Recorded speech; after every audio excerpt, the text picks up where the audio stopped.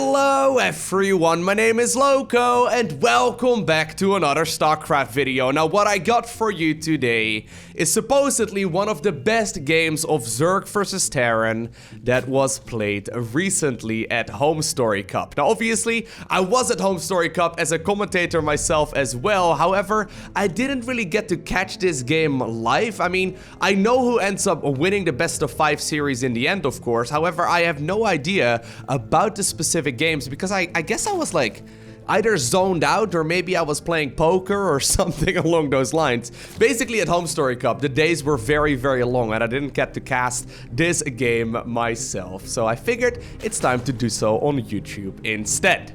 Spawning here in the top right hand corner of blue shift LE and playing with the red Zerg drones. He's the current world champion of SC2 and he goes by the name of Serral. And his opponent spawning in the bottom left hand corner. He's playing with the Terran SCVs and he goes by the name of TaeJa. Now TaeJa is probably the most impressive player that I didn't really know very much about as far as his current skill level goes that I got to see at Home Story Cup. This man was extremely impressive. So the thing is, we all knew that Serral was good, right? I don't think anyone is really surprised about the fact that Serral is very good. He just comes off of a win at BlizzCon, obviously, where he absolutely smashed the competition. But TaeJa, he was forced to take a break because of his mandatory military service over in South Korea. Now, a couple of months ago, he wrapped it all up. He was finished with his military service and he decided to get back into StarCraft 2, and the man has been absolutely killing it ever since. I mean, sometimes we see players coming back and it takes them like a half year to be even remotely decent once again, but TaeJa, he seems to be a top level player right now already, and I think that's one of the most exciting things because I know a lot of you have been watching this man ever since the very beginning of SC2. He used to be one of the most dominant StarCraft 2 players of all time, then he was forced to take like a 2-year break because of his mandatory military service, and right now he is once again back in the swing of things. Reaper now though making its way across the map, the drone just barely snuck away and Serral is gonna opt to take the third base right over here after he goes up to 300 minerals. Now a little bit of micro back and forth, obviously TaeJa doesn't want to lose the Reaper, but he doesn't really get any worker kills right here either. But now that we do see the Zerg player going up to 300 minerals, there we go. The third hatchery gets planted down and TaeJa is gonna find out about the third when it's already finished. Nice little back and forth right here between these two players. And I actually really like that creep tumor positioning right over there too. It's gonna be very difficult for TaeJa to even try and get the kill on that. Nicely played here. Now one Overlord made its way across the map as well. It wanted to do a little bit of poking right here over at the top of the ramp. TaeJa though already followed up that Reaper with a single Marine as well, and that does mean that this Overlord scout will be denied here for the time being.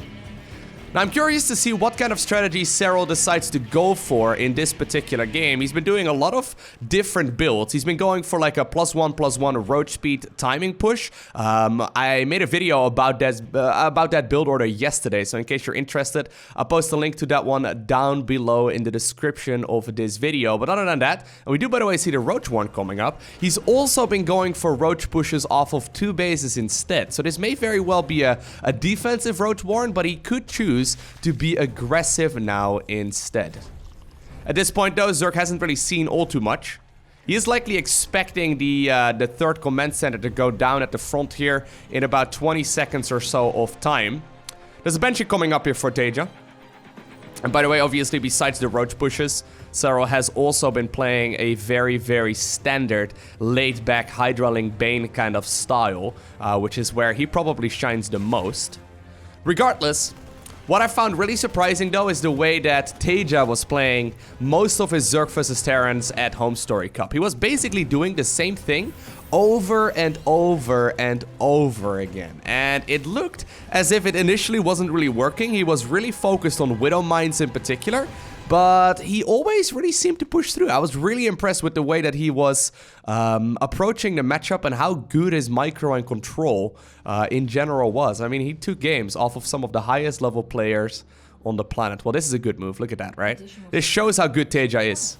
He knows about the timing of this potential roach push, and rather than having all of his units right here in the bottom lane, he sent the Reaper through the center to spot these roaches from moving across the map. Now, Serral does have a lot of Zerglings coming up right now as well to reinforce this roach-ling-based aggression. Not a lot of Ravagers just yet, and I don't think he's really going to be able to morph in that many either way. Banshees, though, are going to be an absolute nuisance. Zerglings once again pushed back, but the bunkers are not done just yet, and it does mean that a lot of SCVs will most definitely end up dying. Already 9 of them going down, and I don't think that Serral is done just yet. The bunkers will be nibbled away at right now by these Zerglings as well, preventing them from ever finishing. At the same time, some of the units are gonna run up to the top of that ramp, and drones are on the production tab here for Serral once again, so it's just a little bit of dedicated pressure, and after this, he's planning to follow this up with macro. Now, obviously, eventually, right, these Banshees should be able to clean all of this up. In particular with the repair right here on that supply depot, they should be able to finish all of this off, but that is still a lot of worker kills there in total. 20 SCVs go down, and Serral, he's doing Serral things. He's looking like he's in a great spot at this point in the game. Lair coming up here for our Zerg player in red. He's now going to follow this up with what looks to be at least a single Evo chamber, but he's already made a lot of drones here for the third, getting himself those spore crawlers, and that is where Serral becomes really scary. You should be able to defend against pretty much everything that the Terran player has in store for him. As long as this spore crawler finishes up, there shouldn't really be too many worker kills here, but this is where the game becomes very difficult for the Terran player because Zerg is a little bit ahead, and Serral is known to run away with the victory in these kind of scenarios. Now, that was a nice bit of aggression though. Look at that, by the way, 12 and 16 kills on these Banshees respectively. In the meantime, though, on the other side of the map, while TaeJa did end up losing quite a lot of his units, he did already get himself that third orbital command, and obviously with 3 orbital commands, you can land mules for days. So income-wise, I don't think he's gonna be in that bad of a position. Should still be able to continue mining here at a respectable rate, but obviously he's not really gonna be able to put on that much pressure right now, at the very least for not a little while. Interestingly enough, he actually split up the double evolution chamber. I thought that there was only a single one. He may have actually added this one on a little while later, but for some reason, Serral did decide to split those 2 up. Now, the Banshees still trying to be annoying. Looks like they got a bunch of other kills. Some of those are definitely Zerglings, but yeah, all things considered, actually, 12 worker kills still here for TaeJa as well. He's gotten a lot done with the army that he does have. And speaking of more army units, a small group of Marines and 2 Medivacs decided to make their way across the map as well to try and see if they can maybe deal a little bit of damage, and that's nice. 2 Queens right there as well as an Overseer. They should be able to get picked up. Only 2 Marines ended up dying. That's the kind of trade that TaeJa is looking for. Nicely done. So what exactly is his follow-up going to be? Well, he's got +1/+1 just about to finish up. I'm assuming Combat Shield, yeah, there we go. Combat Shield and Stimpak are indeed already finished. And he's gonna transition towards that bio-based army. Now, I was talking about the fact that he has been playing a lot of Widow Mines over at Home Story Cup in general. In this game, it looks like he's opting to go for the siege tanks instead. So this is something that we saw obviously a lot of over like the last couple of years in SC2. Now, with the new balance patch, Widow Mines, after getting their burrow upgrade, they basically are going to be cloaked in between their shots recharging, which is really, really powerful. But it does look like for the time being, TaeJa is going to stick on those siege tanks here instead, while really building up more and more of that production. Third command center now also landed over here, which is really nice. I like the fact that he's setting up a bit of a sim city right over here. Additional barracks once again coming up. So that is, I guess, bringing the grand total up to 8, which is really where Terran is going to be able to pump out a ridiculous amount of units. Now, like this, TaeJa is sieging forward right here with the units that he does have, and this is completely unscouted so far for the Zerg player. This is actually a really difficult position to overwhelm. Now the question is there going to be enough for TaeJa? The third base actually taking a tremendous amount of damage, or I guess that's the fourth, and it will immediately be picked off. Serral looks like he's been caught with his pants down. He's going for that Hydraling Bane composition. I don't know if he wants to defend this position, to be honest, but here we go. The siege tank sitting in the back, trying to target fire down as many of those Banelings as possible. Serral does have a very menacing army, and eventually it may be cleaned up. TaeJa is gonna be pushed back here, but he still ended up dealing a huge amount of damage. Just simply getting the kill on that fourth base is massive.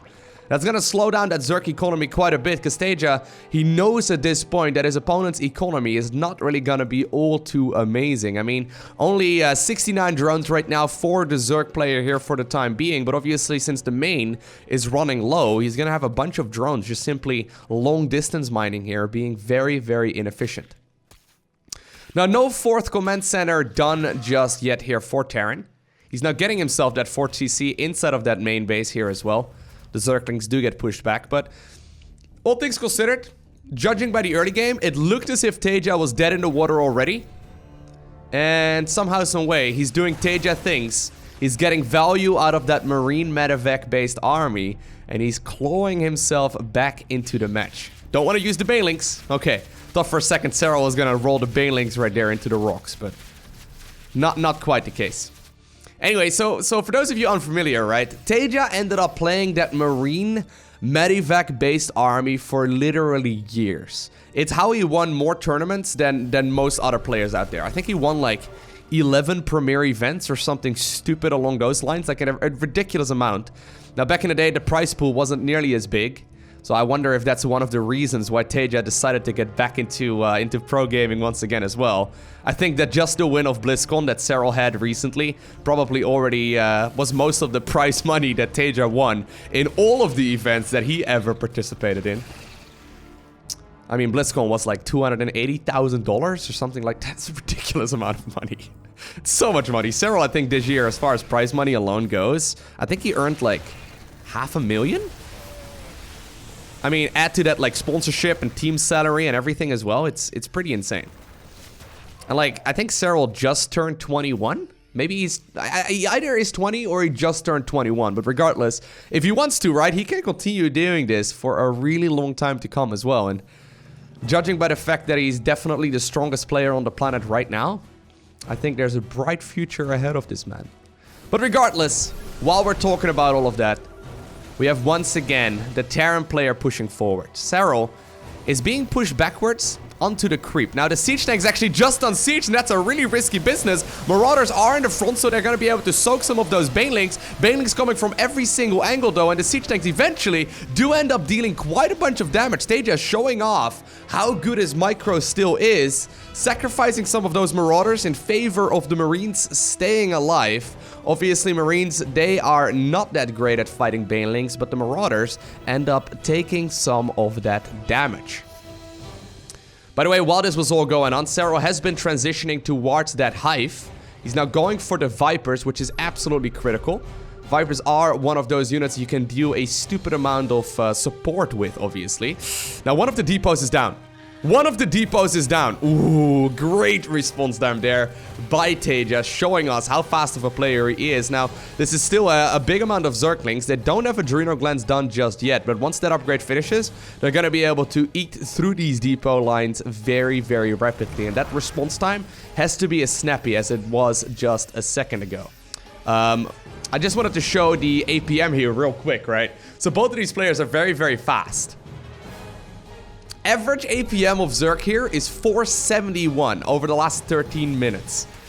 That's ridiculous, guys. I don't even want to do the math on that, but he's pressing a lot of buttons every single second that goes by here.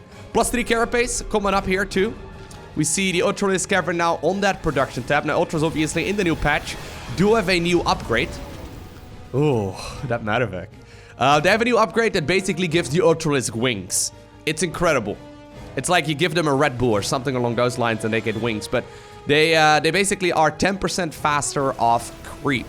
Which doesn't sound very significant, but it does help them close the distance here between those Marines and Marauders quite a bit. And add to that, obviously, the blinding cloud potential.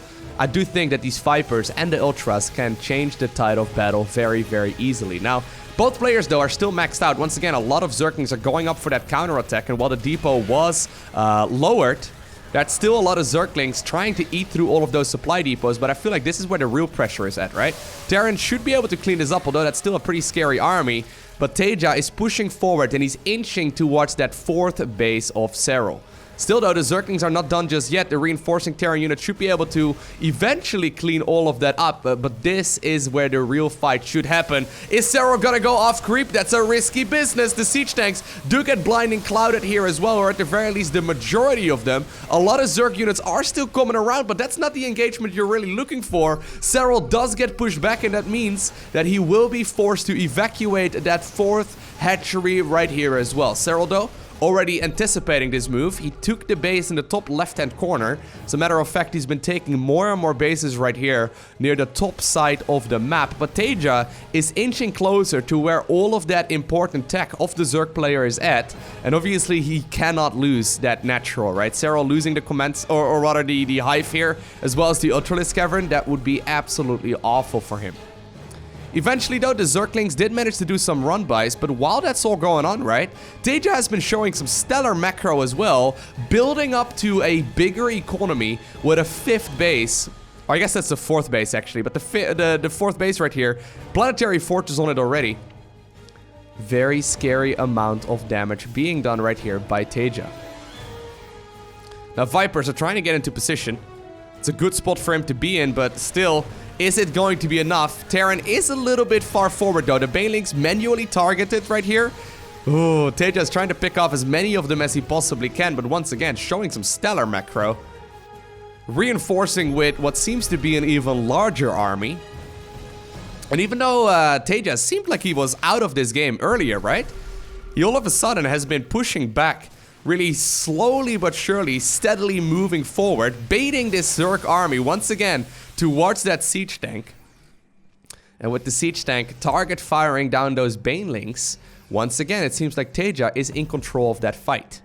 Look at, by the way, the creep spread, right? This doesn't usually happen to Serral. He's really good at replacing those tumors. Alrighty, now Ultralisk are coming out. That's important, okay? Ultras are very, very good in these kind of situations when there's not really any Liberators out and when there's not really any Ghost out. Judging by this production tab, it doesn't look like TaeJa really wants to switch into any of that either. Does he have a Ghost Academy? He does not. Not a lot of Liberator production here just yet either. So that's definitely going to be something that Serral can work with. Once again, though, big chunk of that Terran army has been split off. Great response here by Serral. Getting enough army in this location as well, but at the same time, a small chunk of that Zerg force, supported by one of those Vipers, is moving towards that 5th base that was just acquired here by TaeJa. I think he actually flew his main command center over to that location, but regardless, once again, the micro here is absolutely stellar, kiting back against those Banelings. Look at the target firing! Beautiful move there, and while that's going on, he's also pushing the top left-hand corner. TaeJa showing how good he is, man. That's ridiculous. Even trying to set up a command center that he built over here, near the center of the map. This is an extremely powerful position. Being able to morph that into a planetary is going to make it very difficult for Zerg to kill it. It's like sort of like playing chess, you know? If you have control of the center of the board, all of a sudden, you can use it to push into all kinds of other powerful positions as well. And TaeJa, man, he is showing us how good he is. Guys, I once again want to emphasize, he's only really been back to pro gaming for like 2-3 months right now. That's not a lot of time, man. Apparently, he did play during his military service. I asked him in one of the post-game interviews. Apparently, he got to play like 1 day a week while he was in the military. But obviously, you know, all these pro gamers very easily practice 60 hours a week. Yeah, if you get to play like 5 hours a week, it just doesn't really add up, right? But apparently the skill level is still 100% here. So sick, man. Once again, pushing the world champion to his limits here. Now, Serral did take the base in the bottom right-hand corner as well. He's once again setting up what looks to be a bit of a counterattack. One Liberator here, though, being an absolute nuisance as well. But at the same time, while the hatchery was once again picked up, Serral set up a massive surround, coming with Zerg units from the center of the map as well. And while he eventually pushes all of this army back, that still is not really the greatest situation for him to be in. Now keep in mind, since this was the main command center earlier, there is no planetary fortress set up on this command center. The command center over here in the center of the map falls as well, and that is a lot of dead SCVs in a very short amount of time. That one siege tanks though, oh my god, picking up 21 kills. Insane, insane stuff. Now, like this, Serral going for the addition of the Infestor. Now, Infestors have received a bit of a buff in the most recent patch. For example, they've been made a little bit smaller. So they are going to be a little bit easier to control. And in general, they are just a little bit smarter with the way that they stack up and the way that they can burrow underneath other units as well. Now, this, by the way, seems like a risk, right? Serral basically throwing a base right here in the bottom right-hand corner of the map. For the moment, this is unscouted. Actually, it's not even unscouted. Man, TaeJa, you monster. Ooh, massive fungal growth there, by the way. Looks like some of that Marine Marauder army may very well end up falling, but still, the kiting is tremendous. But regardless, there's no defense really here available for Serral just yet. He is going to send some units towards this direction, and I think he might be able to save the hatchery. No, he won't. Man, TaeJa, I think he might be doing it. Insane play. Insane play. Alright, so finally right now, also that transition towards the Ghost. Ghost, obviously, with Snipe, are absolutely insane when it comes to dealing with pretty much all of these units. I mean, keep in mind, with Snipe, they can obviously kill the Ultras, but with EMP, they can get rid of that energy on the Infestors, as well as on those Vipers. So I feel like Ghosts are a really good unit right now, although obviously they are going to be difficult to control here as well. And man, like TaeJa he's playing Terran like he's a Zerg. You see what I mean with that? Like he's playing Terran as if he's a Zerg. Just continuously pushing, aggressively expanding, attacking with small armies. It really does feel like you know, like he's playing Zerg here. I actually think TaeJa would make an excellent Zerg player as well, but he's been out on the map ever since he initially got overwhelmed. And once again, this all came down from that early game pressure that Zerg managed to do. Imagine if Serral did not kill half of his opponent's economy in the early game, right? TaeJa was forced to build up. Cool. All right. Well, we'll see where this is gonna go, though, because Serral is now in an extremely defensive posture. Rather than trying to fight the Terran player, it looks like his goal is just to simply take a lot of bases and to defend them. So he's not really doing a lot of counterattacks anymore. I actually think the outer bases here may become very popular. Command Center is headed in that direction as well. Who's gonna get there first? I guess it is going to be that drone, and it will be able to construct a hatchery there, but I think the outer bases in the corner, as well as the ones in the center, might very well become some of the most important ones. Once again, TaeJa is going to try and take that base here in the center. Hatchery will be taken in the top left-hand corner as well. Serral is positioning a lot of units in every single one of those bases. Bottom right-hand corner for now, though, mostly just abandoned, but here we go once again. I don't think you really want to go off creep. Now, I would love to see that, does he already have it, actually? Oh, yeah, you can see the little wings. So when an Ultralisk move, you can see, like, the little whoosh. You see the little whoosh behind them? That's that new upgrade that allows the Ultras to move a little bit faster off creep. So it's 10%, but it helps a lot, in particular, against Marines and Marauders when they're trying to kite against the Ultralisk. But they do have the little whoosh right there at the back of their, body. I thought for a second that Serral did forget it. Okay, so let's see where this game is at right now. Zerg does still have a pretty decent economy, but TaeJa is really starting to run out of resources, and I think that Serral knows this as well. Is he gonna commit to this fight? It looks like he will be. The Vipers moving forward. So far, a couple Blinding Clouds will be used as well. Ghost trying to line up as many of those snipes as possible. Now, there's only a single orbital here, right? Which is really not that impressive whatsoever. But Hydras at this point, in particular with that +2 missile, they're gonna be able to get rid of that army very easily. Once again, a massive fungal growth is gonna get rid of a lot of these Ghosts as well. Still, there's not that much detection remaining here, and I think that Serral will be forced to back up, but he did manage to kill that command center, which is really important because there's really not that much mining anymore for our Terran player here in the blue colors. Bottom right hand corner, now also scouted here by Serral. He knows that he took control, obviously, of the top left hand corner. And that means that if he keeps trading like that, right, I feel like Serral may very well be able to claw himself back into the match. Can we look at the APM again? Oh my god. So the average amount of actions per minute that Serral has been doing over the last 24 minutes is just under 500. Look at them spiking up. Oh, man. He's playing extremely fast. TaeJa, though, he's brought a single medivac for all of those units here. Both players assuming that they took that base over in the corner, but the real mining is over here, and it does look like Serral will be able to keep this base alive.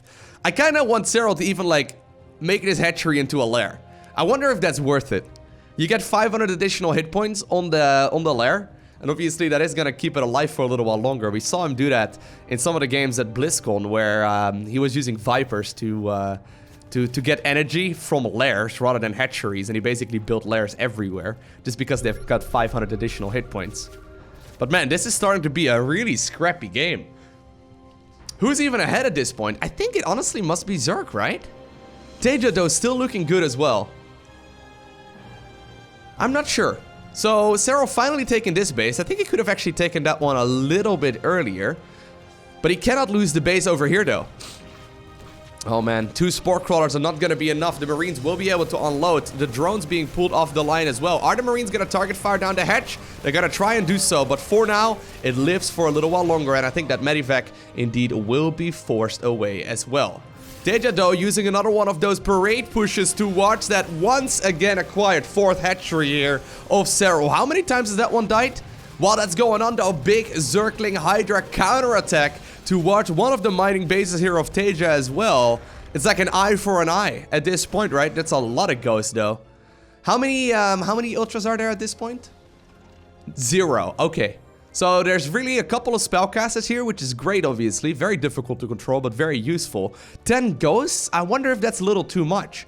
I mean, upon seeing the ghosts, as well as those liberators, I think that Serral decided to just simply go back to Hydraling Bane. And obviously, Banelings are the real bane to the existence of those ghosts. Anyways, TaeJa, though, did just grab the base in the bottom right-hand corner once again as well. Plus, he's got this base in the center. You can almost like draw like a diagonal line through the center of the map, right? Ooh, I love this. Serral, though, starting to set up some of those potential infestors. He knows where that Zerg army or where that Terran army is located. He knows he doesn't need that much in order to pull this off. A couple of Zerglings now burrowed over here too. Apparently they did force the liftoff on that command center, and then one Overlord right underneath that command center is going to make it just a little bit harder as well. But great scan there, right? Great scan, anticipating the burrowed Zerglings. Still, though, this Zerg army is not done just yet. Oh, the unburrowed infestor getting a massive fungal growth. Parasitic bomb being activated right there on one of those medevacs. Great split off, by the way, by the Terran player. Once again, trying to get rid of some of this army. And I think that this one will be picked off as well. I like how it quickly unburrowed before it died. Very considerate. All right. Are we over 500 average yet? Just barely not. Just barely not. But anyways, both players losing a lot of that mining. Both players do have 2 freshly available bases right here too. But I think actually I'm favoring the situation that Serral is in right here. It all comes down to how this next fight will go. Now that one hero infestor. If that one can land the juicy fungal growth, this can 100% be game over. Perfect scan there by TaeJa.